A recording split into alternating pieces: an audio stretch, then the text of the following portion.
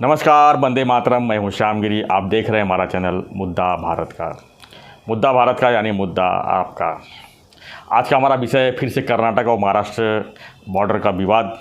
जी हाँ, अमित शाह ने जो है कल जो है दोनों प्रदेश के मुख्यमंत्री को बुलाकर मीटिंग ली और मध्यस्थता की। इसी पर हम चर्चा करेंगे, क्या ये मध्यस्थता से जो है सीमा विवाद हल हो गया या शांति वहाँ हो गई है। इसी पर चर्चा करेंगे हमारे सहयोगी अनिल दत्ते जी से और जानेंगे कि सीमा विवाद का जो झगड़ा है कितना गंभीर था। दत्ते जी, क्या मानते हैं जो झगड़े चल रहे हैं सीमा विवाद का सर? कर्नाटक और महाराष्ट्र? हमने एक वीडियो किया था और देखो, हम दूरदर्शी हमेशा साबित होते हैं जी। हमारी राजकीय भविष्यवाणियाँ जो ज्योतिष के आधार पर नहीं होती, वो सिचुएशन के आधार पर होती है, बिल्कुल। वो हमेशा सच होती है। जब अमित शाह के पास ये लोग अप्रोच होंगे, ऐसा न्यूज़ आया था, तो मैंने आपको और हमारे दर्शकों को ये बोला था कि भाई किसी भी हालत में इसका हल सीमा विवाद का मोदी या शाह नहीं कर सकेंगे। सीमा विवाद का हल सुप्रीम कोर्ट में ही होगा जी, ऐसा बोला था। और ये लंबा चलेगा, बहुत लंबा चलेगा, बहुत लंबा चलेगा, ऐसा बोला था मैंने। तो सर कैसे है ना कि अभी दोनों पार्टियां जो थी जी, वो ऐसे मतलब एकदम उतारू हो गई थी कि भाई लट्ठम लट्ठी चालू हो गई थी उनमें। भले वो, मैं तो बोलता था लुटू पुटू की थी, मतलब डमी, वो डुप्लीकेट लड़ाई करते हैं वैसी थी। और नूरा कुश्ती बोलते हैं हम, मतलब कुश्ती का वो अभिनिवेश आवेश सब रहता है, मगर वो पहले प्री प्लान रहता है सब कि भाई मैं इतने मार खाऊंगा। सर मुष्टि योद्धा में मुझे पता नहीं था, एक बार मुष्टि योद्धा के बारे में मैंने एक किताब पढ़ी हाल ही में, उसमें उन्होंने दिया था कि मार जो खाता है जी, और मार खाने के बाद हारता है, उसको जीतने वाले से ज़्यादा पैसा देते हैं हारने वाले को। मुझे मालूम नहीं था। उन्होंने बोला कि वो जो मार खाता रहता है, गिरता है, पराभूत होता है, उसको ज़्यादा चोटें आती हैं, उसको ज़्यादा सफ़र करना पड़ता है और उसकी ताकत भले जीतने वालों से ज़्यादा है, फिर भी वो मार खाता है। क्योंकि वो WWF में तो आपने देखा होगा, वो पटाखते हैं, उनको मारते हैं, खून निकालते हैं, कई बार तो हाथ पांव तोड़ देते हैं। सब इसका सब उनको पैसा मिलता है। हाथ पांव तोड़वा लेने का भी पैसा मिलता है, ऊपर से फेंकने का, वो कुर्सी मारने का। मारने वाले को 100 मिला तो इसको 200 मिलता है, तभी तो मार खाते हैं। और दूसरी बात, उसमें अभी आज सब्जेक्ट निकला है, हम भटकते रहते हैं, तो सर ऐसा है कि वो लोग जो मार खाने वाले वगैरह रहते हैं ना, वो पूरे ड्रग लेके आते हैं। सर इतना ड्रग का डोज लेके वो आते हैं, वो भाई मैंने इसमें ही, वो मार का असर ही नहीं पड़ता उनको। मार का असर मालूम नहीं पड़ता है उनको कि हमने कितना मार खाया। अरे मरे भी है इसमें मरे भी है, उनको पता नहीं चला, मारने वालों को भी पता नहीं वो ड्रग के अंडर है, ये भी है। सर ये सभी नहीं बोलूँगा क्योंकि वो अवमान होता है, फिर वो लोग बोलते हैं कि हमको और बारे में आप ऐसा क्यों बोले।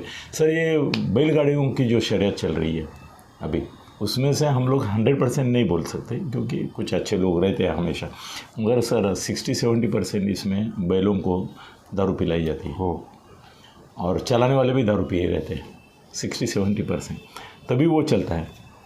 अभी खाली रेसकोर्स पे जो है जी, वहाँ पे घोड़े और जॉकी की परीक्षा की जाती है कि इनको कोई ड्रग नहीं न दिया गया है, इनको ये नहीं न दिया गया है, फिर भी उसमें पकड़े जाते हैं क्योंकि रेस के पहले कुछ दिन उनको वो मसल के लिए ड्रग्स दिए जाते हैं घोड़ों को, वो भी है। और चलो हमारी बात भटक गई, मगर ये भी कभी ना कभी सर ये भी लोगों के सामने आना चाहिए करके हम बोलते हैं।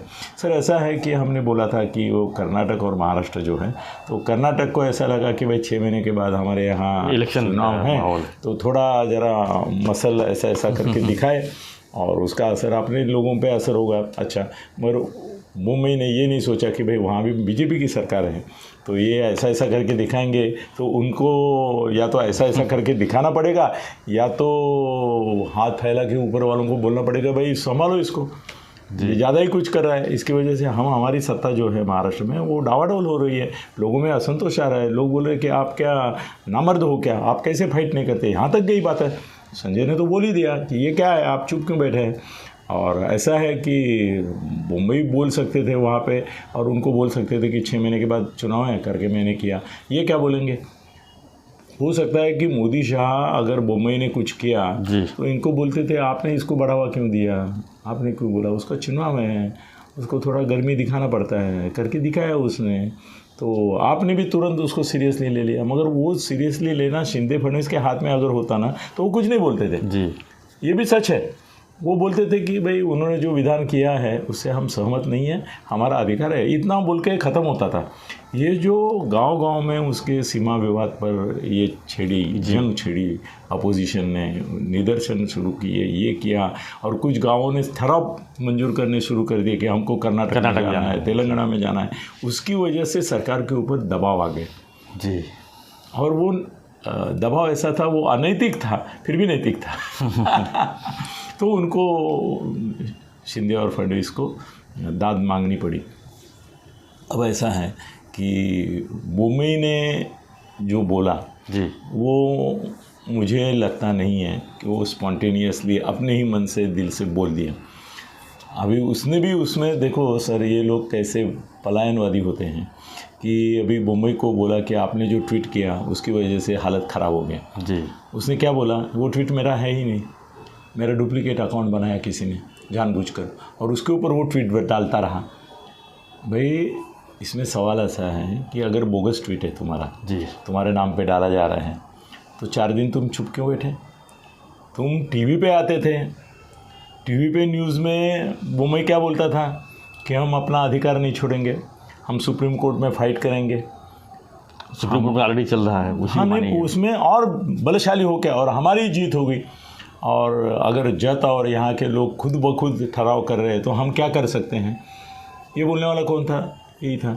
तो तुमने जो बोला उससे समझो बोगस ट्वीट है, फिर भी तुमने जो बोला उसका आधार लेके उसने ट्वीट बनाया जी, और वो ट्वीट हिट हो गया, वायरल हो गया, तो ये मुसीबत में आ गए।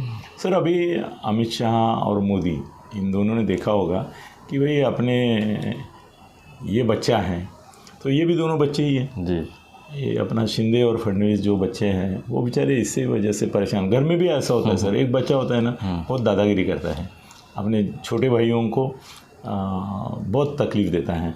और क्या है ना, माँ है वो थोड़ी उसको अरे चुप ना, अरे गप ना, मगर वो मानता नहीं है, वो इनको तकलीफ़ देता है। फिर एक दिन वो उसको पास में बुलाती है, झापड़ दे देती है, इनको तकलीफ़ दिया तो याद रख, ऐसा करती हैं।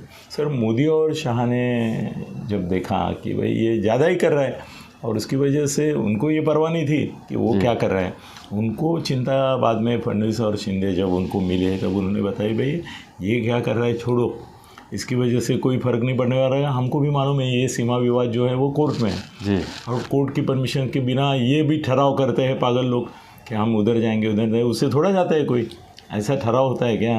और ऐसा वो पागल करते रहे और ये भी उसकी दखल लेते रहे। करो ना, कितना ठहराव करना है करो, उससे कोई फ़र्क नहीं, मगर साइकोलॉजिकल फ़र्क पड़ता है कि भाई तुम्हारे राज्य के लोग हमारे यहाँ आने के लिए उत्सुक है, तो जो है वो क्यों जाएंगे, ये सब नहीं होता। तो मोदी शाह को फडणवीस और शिंदे ने बता दिया कि भाई ये तुम्हारा जो मुंबई है वो जो बोम्बा बोम कर रहा है उसकी वजह से हम परेशानी में हैं।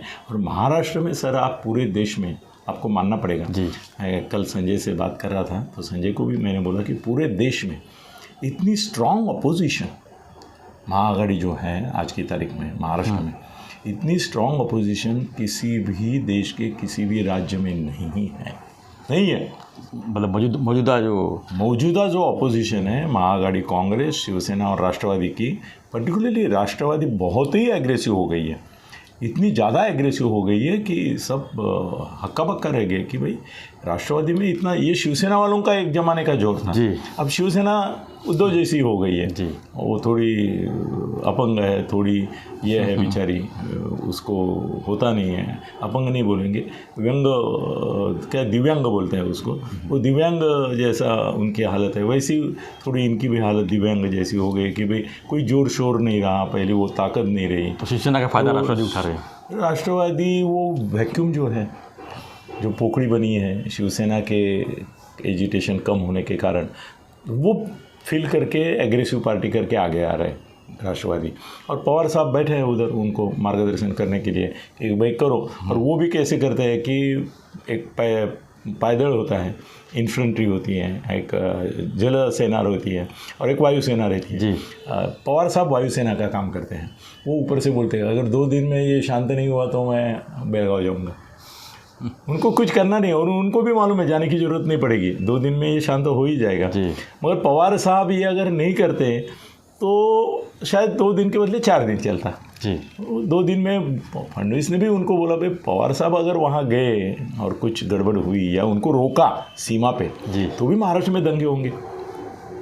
वो प्रतीकात्मक उनको रोकेंगे तो भी लोग बोलेंगे अरेस्ट किया सब वायरल हो जाएगा। शरद पवार अरेस्टेड मतलब महाराष्ट्र में आग लग गई और उनको पार्टी को ये मिल जाएगा, मजबूती मिल जाएगी ना। हाँ, तो फडणवीस और शिंदे ने जब बोला कि त्राहिमाम हमारा गजेंद्र मोक्ष करो। गजेंद्र मोक्ष की कहानी मालूम है ना, वो हाथी रहता है, उसका पाँव है वो मगरमच्छ पकड़ लेता है, तो वो भगवान का भक्त रहता है हाथी, तो वो त्राहिमाम मुझे बचाओ बोलता है। फिर साक्षात भगवान गरुड़ के ऊपर आरूढ़ होकर वहाँ आते हैं और मगरमच्छ से उसका पाँव छुड़ाते हैं और उसको मोक्ष प्राप्ति भी कर देते हैं। तो उसके लिए गजेंद्र मोक्ष शब्द जो है वो यूज़ किया जाता है। तो फडणवीस और शिंदे ने बोला होगा कि ये मगरमच्छ जो कर्नाटक का है उसने हमारा पाँव पकड़ा है और ये बाकी पाँव खींच रहे, दूसरा बचा हुआ पाँव ये माँ गाड़ी खींच रही है, बचाओ।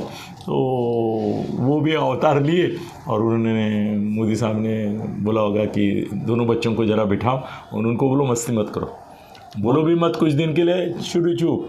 हमारे मराठी में होता है तोंडा हाथाची घड़ी तोंडा और बोट, ऐसा स्कूल में पढ़ाते थे हमको। तो ऐसा बोल दिया कि भाई ये करो। देखो शिंदे साहब, फडणवीस साहब और बोम्मई, इनको मोदी और शाह की सुननी ही पड़ती हैं।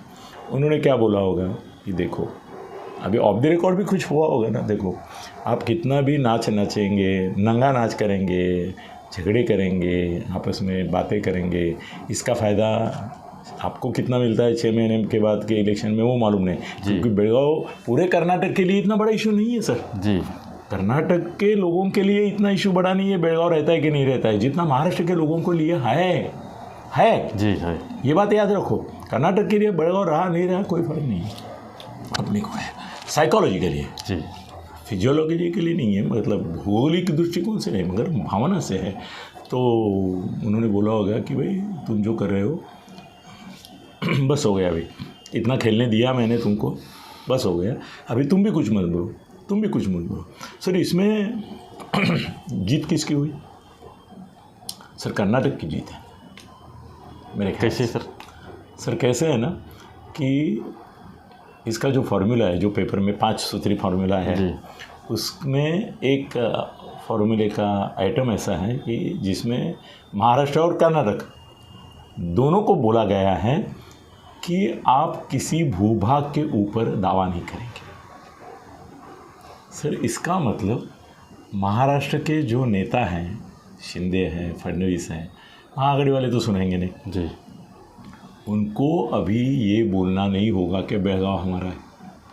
दोनों को भी सर उसके पास तो है ही बेलगांव ऑलरेडी कर्नाटक में है, उनको बोलने की जरूरत ही नहीं है कि बेलगांव हमारे पास रहेगा, भाई उनके पास है जी। बंदी किसको हुई है बोलने के लिए? हमको हुई है, महाराष्ट्र को हुई है। महाराष्ट्र को बोल दिया है कि आप दावा मत करो। अभी ये वो जो लोग बोल रहे थे स्थानिक, उनको तो कलेक्टर ने नोटिस दे दिया, भाई आप ऐसा क्यों बोल रहे हैं, आपको इसके लिए पनिशमेंट दी जाएगी। तो वो भी बोलेंगे ठीक है अभी बोलना नहीं है ना, मोदी और इन्होंने बताया तो हम भी कुछ ठहराव विराव नहीं करेंगे, वो बंद हो जाएगा जी, उसमें दिक्कत नहीं है। मगर हमारा मुंह बंद कर दिया, मतलब ऐसा है जो चिल्लम चिल्ली कर रहा था, हाँ उसको बोले मुंह बंद रख, कोई नहीं, वो चिल्लम चिल्ली करके गया था। हमने चिल्लम चिल्ली करने पहले ही या तो हमारा जो न्याय अधिकार है उसके लिए हम जो थोड़ा थोड़ा बोल रहे थे कि भाई बेलगांव हमारा है, चुप, वो भी मत बोलो, ऐसा हो गया कि नहीं जी। शाह फार्मूला में क्या सूत्र है कि आप दावा नहीं करेंगे, फिर दावा नहीं करेंगे मतलब बेलगांव के बारे में सरकार अभी कुछ नहीं बोल सकती है, अपोजिशन वाले बोल सकते हैं, तो हमारा मुँह चुप कर दिया जी। दूसरी बात ऐसी है कि 3 मंत्री इधर के 3 मंत्री के इधर, ऐसे 6 मंत्रियों की कमेटी बनी और वो बोले कायदा सुव्यवस्था के लिए कोई भी अनबन होती है तो उसके देखेंगे। सर ऐसी समिति बनने से कुछ थोड़ा तो होता है, अभी कर्नाटक वेदिका जो है वो ये 6 मंत्रियों की कमेटी को थोड़ी मानेगी। उनको जब कुछ करना होगा करेंगे, फिर से कोई हंगामा कोई ना कोई खड़ा कर देंगे। अभी 19 तारीख को ही परीक्षा होगी। 19 तारीख को बेलगांव में महाराष्ट्र एकीकरण समिति जो है वहाँ पे उन्होंने एक परिषद बुलाई है और उसके लिए महाराष्ट्र के नेताओं को आमंत्रित किया है। अभी महाराष्ट्र के मंत्री तो जा नहीं पाएंगे। अपोजिशन वाले संजय राउत है, ये है, वो जा सकते। संजय नहीं जाएगा क्योंकि उसका कोई कोर्ट में केस पेंडिंग है, वो साले पुलिस उनको पकड़ लेंगे उसको। तो मगर दूसरे जा सकते। सर देखो, एक बात ध्यान में लो, आप ढम ढुम ढुम करके जाते हैं तो आपके ऊपर कार्रवाई होती है। आप बिना कुछ बोले चुपचाप चले जाते हैं वहाँ पे बेलगांव में, लोगों से मिलते हैं और वापस आते हैं तो कुछ नहीं होता है। पुलिस की भी इज्जत कब दाव पे लगती है? जब आप डिक्लेयर करते कि हम आएंगे। ये मंत्री जो है दो ना, वो अगर चुपचाप वहाँ चले जाते और सबको मिल के आते ना तो फ़र्क नहीं। फिर इसका पॉलिटिकल फ़ायदा नहीं मिलता ना। मंत्रियों को पॉलिटिकल फ़ायदा था कि हम गए, बातें की उनसे, उन्होंने बोला नहीं आने का, तो वो भी मानना पड़ा कि वहाँ की गवर्नमेंट है। कल उनके मंत्री अगर यहाँ आके कुछ करना पड़ेंगे तो हमको भी बोलना पड़ेगा, भाई मत आओ जी। सर रोहित पवार गया, किधर गया? बेलगांव में गया। उसने महाराष्ट्र एकीकरण समिति के लोगों के साथ बातचीत की, उनके समस्याएं समझ के ली, चुपचाप गया। सर उसका जो वीडियो आ रहा था उसमें एक भी पुलिस आसपास में नहीं था, क्योंकि उसने किसी को इन्फॉर्म ही नहीं किया मैं आ रहा हूँ। खाली उन लोगों को बोला कि मैं आ रहा हूँ आपको मिलने के लिए, मगर ये बात किसी से मत कहना। तो वो 4-5 लोग जो उनके थे, मतलब गुप्त मीटिंग हुई, गुप्त मीटिंग। हाँ नहीं, मगर वीडियो निकाला, वो भी शाना है। उसको ये भी दिखाना था कि मैं बेलगांव जाके आया, भाई आप लोग सब चुप बैठे इधर मंत्री बिंत्री, और मैं देखो हिम्मत बहादुर, मैं गया बेलगांव में, जाके मिल के आया उन लोगों को। वो भी दिखाना करके वीडियो तो निकाला। उसमें पुलिस नहीं है, क्योंकि पुलिस को मालूम ही नहीं है कब आया कब गया। और रोहित पवार को महाराष्ट्र में हम लोग जानते हैं, उसका फोटो जानते हैं। कर्नाटक वालों को क्या मालूम? एक लड़का आया, उसके साथ भी कोई बॉडीगार्ड वगैरह नहीं, काले ड्रेस वाले उसके हमेशा रहते, तो उसके बाद 10-15 बॉडीगार्ड रहते हैं जी। वो सब वहाँ रख के एक शादी कोई गाड़ी से आया होगा टूरिस्ट करके, जैसे लोग आते हैं वैसा बेलगांव में गया। उन लोगों के वो कंपाउंड के अंदर गया, तभी भी किसी को पता नहीं था। उनके साथ उसने बात की, वापस आया, वीडियो निकाला, डाल दिया, भाई देखो रोहित का पराक्रम। मेरे को ऐसा लगता है कि असल में उसकी तारीफ बहुत होनी चाहिए थी कि भाई जाके आया हिम्मत। मगर अपोजिशन वाले जो है वो भी कर्म दरिद्री है। उन्होंने भी रोहित को वो उतना महत्व नहीं दिया कि भाई क्या बहादुर आदमी है, क्या पराक्रम है, अरे जाके आया, मंत्री नहीं जा पाए, ये जाके आया, ऐसा उसका कुछ जलवा नहीं हुआ। हम ही थोड़ा कुछ अभी बोल रहे, उसको श्रेय दे रहे, भाई पराक्रम। हमें भी अभी मालूम पड़ा है, आपने बोला तभी। नहीं, मैं सर मेरी नज़र ऐसी है, मैं दिन में वो 100 न्यूज़ आते हैं ना, तो दिन में 4 बार वो देखता हूँ। और मेरे पास 25 पेपर आते हैं सर, पढ़ नहीं सकता हूँ, मगर हेडलाइट करके सब देखता हूँ, तो मेरी नज़र बहुत बारीकी से रहती है। तो अभी ऐसा है कि शाह ने वो मंत्रियों की समिति में नहीं कोई काम, एक IPS अधिकारी रहेगा जो कायदा सुव्यवस्था में एडवाइस करेगा जी। तो उसका काम थोड़ा 24 घंटा ये रहेगा, वो किसी एडिशनल चार्ज में आएगा। और ये कैसा है ना सर, वो जैसे चंद्रकांत दादा के ऊपर स्याही फेंकने के बाद पुलिस को पता चला स्याही फेंकी, वैसे एक 10-15 लोग कहीं जमा हो जाएंगे, गड़बड़ करेंगे, भाग जाएंगे। हाँ, वीडियो निकलता है, उनको भी शौक रहता है ना, वो भी वीडियो निकालते हैं, फिर उनको पकड़ेंगे, ये करेंगे, वो बात करेंगे। पकड़ने से वो इंसिडेंट थमता नहीं है, इंसिडेंट हो ही जाता है। तो वो कमिश्नर जो है अपने ऑफिस में बैठेगा, टीवी पे देखेगा, अरे ये चल रहा है, अरे पकड़ो इनको, भाग गया, अरे देखो उनके चेहरे अब देखो वीडियो में, फिर उनको पकड़ेंगे। फिर वो बोलेगा कि ऐसा नहीं करना है आपको। महाराष्ट्र और इसके बीच में करार हुआ है कि शांतता रखेंगे, हो गया मामला ठंड। सर अगर चंद्रकांत दादा के कैंसर होते हुए 307 पीछे देते हैं जनता की दबाव से, तो कर्नाटक की जनता का भी दबाव रहेगा, महाराष्ट्र की जनता का भी। कल महाराष्ट्र में कोल्हापुर में अगर कुछ हुआ तो हमारे भी नेता बोलेंगे कि इनके ऊपर कोई ये न को। अभी गड़बड़ हुई ना महाराष्ट्र में, कहाँ कोई किसी को अरेस्ट किया, छोड़ दिया 2 घंटे में। सबसे बड़ी बात लोकसभा चुनाव भी तो है, दोनों जगह सब जगह लोकसभा रहेगा। हाँ नहीं, लोकसभा चुनाव को अभी टाइम है, मगर सर अभी कैसे ना महाराष्ट्र की गवर्नमेंट परेशानी में थी जी। और ये कैसे है ना, ये सीमा विवाद जो है, ये अभी अधिवेशन महाराष्ट्र विधानसभा का जो 19 तारीख को, उसमें वो आएगा, कोश्यारी का प्रॉब्लम आएगा, बहुत सारे प्रॉब्लम है, तो वो सब आएंगे, तो ये विवाद के ऊपर आएगा। और उस समय गवर्नमेंट की बहुत बड़ी पंचायत होने वाली है। क्योंकि जो हम बोलते हैं, मेरे जैसा एक पत्रकार अगर बोलता है कि ये 5 सूत्रों में महाराष्ट्र के साइड में कुछ है ही नहीं, जी, पाँचों के 5 कर्नाटक को प्रोटेक्शन देने वाले हैं, तो हाँ ठीक है, हंगामा होना है। हाँ, तो हड़कंप होने वाला है। तो मुझे ऐसा लगा कि क्या कहा अमित शाह ने कि सुप्रीम कोर्ट का निर्णय जब तक नहीं आता है तब तक युद्धबंदी करो, शांत रहो। सर ऐसा है कि चीन और भारत के बीच में 62 में जो युद्ध हुआ, जब उन्होंने बोला कि भाई अभी शांति रखेंगे, चलो बैठक की, अभी शांति रखेंगे, उन्होंने बोला कि अभी जिसके पास जो पोजीशन है उसके बारे में सामने वाला कुछ बोलेगा नहीं, कुछ करेगा नहीं। इसलिए वो मैकमोहन रेशा जो है, जो चीन ने हमारा बहुत सारा प्रदेश लिया है जी, वो उनके ताबे में रह गया। तड़जोड़ क्या हुई, नेहरू जी ने जो तड़जोड़ की उसमें जो उन्होंने गिरंकृत किया वो उनके पास रहा। तवांग में क्या हो रहा है, तवांग में जो रेशा एक्चुअल पोजीशन की है वो चीन ने कुछ 1000 किलोमीटर हड़प करने के बाद की रेशा है। अभी चीन बोलता है चलो स्टेटस को रखते हैं, शांति बनाए रखते हैं, शांति बनाए, भाई जो लेना था तो ले लिया उसने, जो लेना था ले लिया, और लेने की उम्मीद रहते वो उसको थोड़ा रोक के रखें। सर पाकिस्तान के जो ये थे सैनिक, वो कश्मीर में घुस गए और पाक व्याप्त कश्मीर पूरा हो गया। नेहरू ने जब तक वो राजा को इमोशनल ये कर करके उसको मना ही लिया कि भाई भारत में आता हूँ, तब तक सर श्रीनगर के पास सेना पहुंची तो भी नेहरू बोल रहे थे कि तुम पहले साइन करो, तब तक नहीं तो जाने दो, श्रीनगर जाने दो। सर अगर उस दिन वो राजा शरण नहीं आता था तो पूरा कश्मीर चला जाता था, पाक वक्त कश्मीर की क्या बात करें आप। नेहरू जी तो इसके लिए भी तैयार थे कि जाने दो कश्मीर पूरा, जब तक ये राजा साइन नहीं करता और भारत में आने की बात नहीं करता है हम नहीं मदद करेंगे उसको। जैसे ही उसने साइन किया तो फिर सैनिक हमारे भारत के टूट पड़े, वो तो पराक्रमी है। फिर उन्होंने जहाँ पे वो थे वहाँ उनको रोक दिया, आगे नहीं बढ़ने दिया, इसलिए पीओके बन गया वो पीओके बने में। सर उसमें अपना सर जो है वो इतना उन्होंने पोजीशन में ले लिया। तो हमेशा युद्धात कमावले आणि तहात गमावले, तो मतलब समझौता, ये मराठों की परंपरा रही है। ये हमेशा बोला जाता है कि मराठे जो हैं, मराठा योद्धा जो है वो युद्ध जीते हैं और जब तक करते हैं तो हार जाते हैं। इसके कई उदाहरण हैं, वो देना नहीं ही उचित होगा, मगर ऐसा हुआ है। तो शिंदे और फडणवीस युद्ध भी जीते नहीं और तह में भी हार गए, ऐसा मेरा निष्कर्ष है। और अमित शाह इसके विटनेस बने, उनकी मध्यस्थता से ये हुआ। चलो अभी सुप्रीम कोर्ट का इंतजार करते हैं, देखते हैं कितना साल लगेंगे, इंतजार कब खत्म होता है वो देखेंगे। तो अभी सुर्खियों में थोड़ा नजर डाल देते हैं जी। एक सुर्खियाँ है हमारे पास,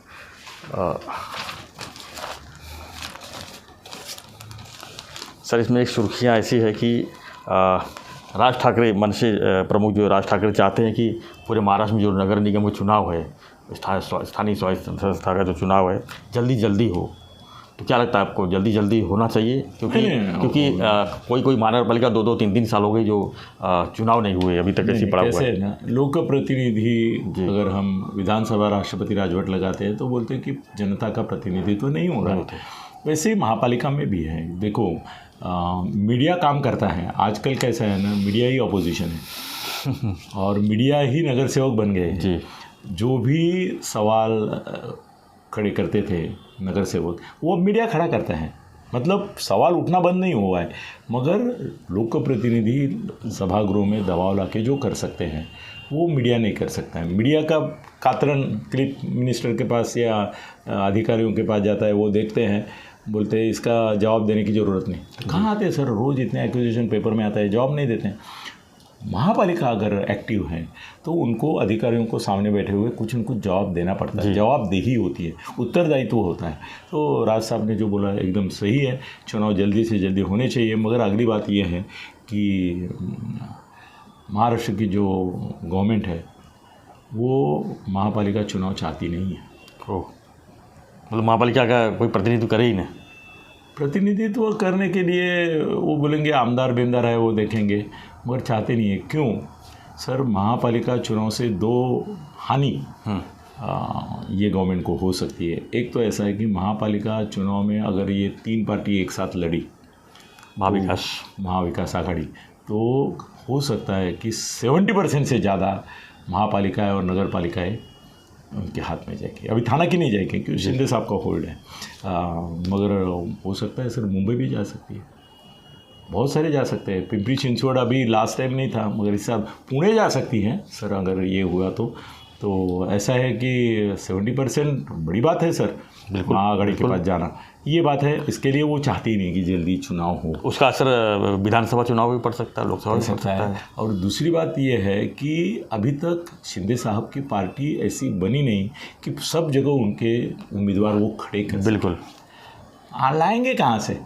इनसे तोड़ेंगे, इनसे तोड़ेंगे, इनसे तोड़ेंगे। सर देखो, कोई पैदाइशी शिवसैनिक जो है ना वो बॉर्न शिवसैनिक है। यस, वो जब उसका एज हो जाता है 15, 16, 17, तब से वो शिवसैनिक बन जाता है। अभी भी शिंदे साहब के साथ जो शिवसैनिक है वो भी बॉर्न शिवसैनिक है, मतलब पैदाइशी शिवसैनिक है। अभी ऐसा पैदाइशी शिवसैनिक हो राज ठाकरे के पास है। अभी मनसे में भले संख्या उनकी कम हो और 15, 16, 17, 18 साल की उम्र में लोगों को लगता है हाँ मैं मनसे का सैनिक हूँगा, मैं राज ठाकरे जी के साथ रहूँगा, तो उनके पास है। बीजेपी का तो सवाल ही नहीं आता है। राष्ट्रवादी का भी ऐसा ही है कि उनके है, कांग्रेस का भी है।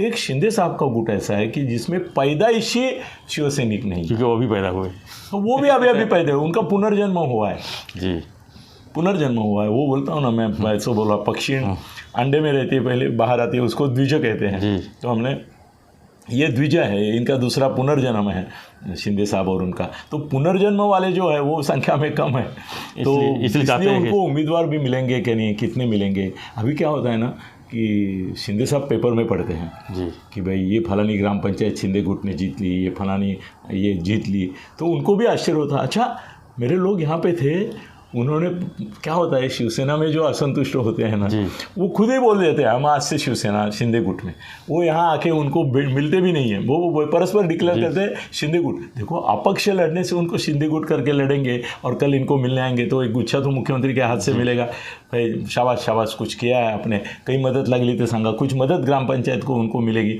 तो वो सेल्फ डिक्लेयर्ड ऐसे ही शिंदे सैनिक ज़्यादा है जी। तो थोड़ा वो भी नहीं चाहेंगे कि इतने जल्दी चुनाव हो। मगर मेरे को ऐसा लगता है कि कोर्ट में ये मैटर लेके बैठे हैं ये लोग, उन्होंने भी आइडिया किया है देखो कि अपने ऊपर उसका ब्लेम नहीं आए करके। शिंदे फडणवीस दोनों चतुर है सर, दोनों चतुर है, तो उनके ही कुछ कार्यकर्ताओं ने सुप्रीम कोर्ट में दाखिल किया है कि भाई स्थानिक स्वराज्य संस्था के चुनाव के बारे में ये जो आरक्षण की पद्धति है जी और वार्ड्स बने हैं उसके बारे में आप कोई निकाल दो, उसके बाद चुनाव लड़ो, उसका बाद चुनाव। तो अभी शिंदे फडणवीस को ये बोलने की ज़रूरत नहीं कि भाई हमारी हार की संभावना हमें लगती है या तो हमारे में फूट होगी या ये होगा, कोई नहीं। Supreme court, sir supreme court एक ऐसा अभी पत्थर बन गया है कि जिसको सिंदूर लगा के उसको भगवान का रूप दिया है लोगों ने, और उसकी इच्छा, वो गांव में क्या करते हैं हमारे थे, फूल रखते हैं उनके ऊपर, और वो ये साइड में गिरा तो हाँ, ये साइड में गिरा तो ना। तो सुप्रीम कोर्ट भी ऐसा ही एक पत्थर हो गया कि जिसके ऊपर ये फूल रख के बैठे हैं और देख रहे हैं गिरता है ये साइड में किस तरफ गिरता है, और गिरने को कितना टाइम लगेगा क्या मालूम। तो ये चुनाव नहीं होना मन से छोड़ के सबके हित में है, इसलिए मन से बोले कि करो क्योंकि उनको एक बहुत ताकत आजमाजनी है, बाकी किसी को पड़ी नहीं है सर, महाआघाड़ी को भी पड़ी नहीं है उनको। चलो धन्यवाद तते जी। तो हम चर्चा कर रहे थे कर्नाटक महाराष्ट्र सीमा विवाद, उसके बाद सुर्खियाँ थी कि राज ठाकरे चाहते हैं कि स्थानीय चुनाव जो है जल्दी कराई जाए। तो आपको हमारा वीडियो और हमारा चर्चा कैसा लगा हमें जरूर कमेंट बॉक्स में लिखिए। आपका भी कोई राय है, आपका भी कोई विमर्श, तो हमें कमेंट बॉक्स में लिख के हमें सुझाव दीजिए और लगातार हमारे साथ बने रहिए मुद्दा भारत का में। जय हिंद, जय महाराष्ट्र।